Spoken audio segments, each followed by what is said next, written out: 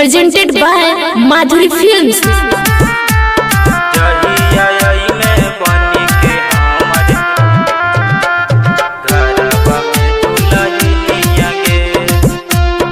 Music by Lokesh Nirala.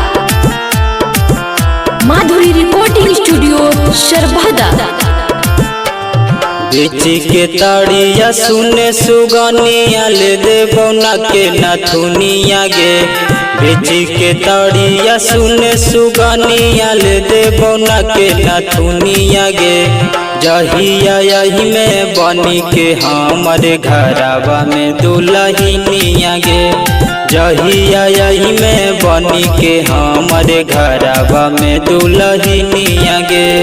बेची के ताड़िया सुने सुगनिया ले दे बौना के नथुनिया गे।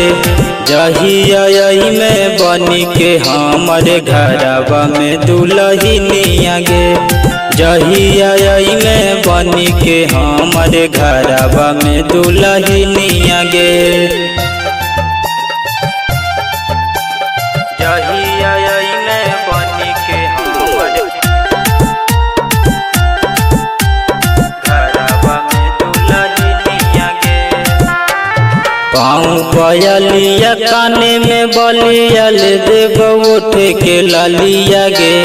पाँव पयलिया काने में बलिया ले देबो उठे के लालिया गे। जहिया यही में बनी के हमारे घरवा में दुल्हनिया गे। जहिया यही में बनी के हमारे घरवा में दुल्हनिया गे। बेची के ताड़िया सुने सुगनिया ले दे बौना के नथुनिया गे। जहिया यही में बनी के हमारे घरवा में दुल्हनिया गे। जहिया यही में बनी के हमारे घरवा में दुल्हनिया गे।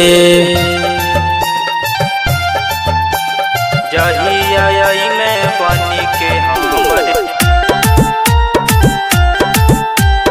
घरवा में दुल्हनिया गे।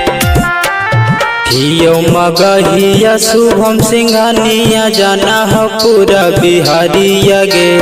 हियो मगहिया शुभम सिंघानिया जाना हो पूरा बिहारिया गे। जहिया यही में बनी के हमारे घरवा में दुल्हनिया गे। जहिया यही में बनी के हमारे घरवा में दुल्हनिया गे। बेची के ताड़िया सुने सुगनिया ले दे बौना के नथुनिया गे। जहिया यही में बनी के हमारे घरवा में दुल्हनिया गे। जहिया यही में बनी के हमारे घरवा में दुल्हनिया गे। Madhuri Recording Studio, Sharbada.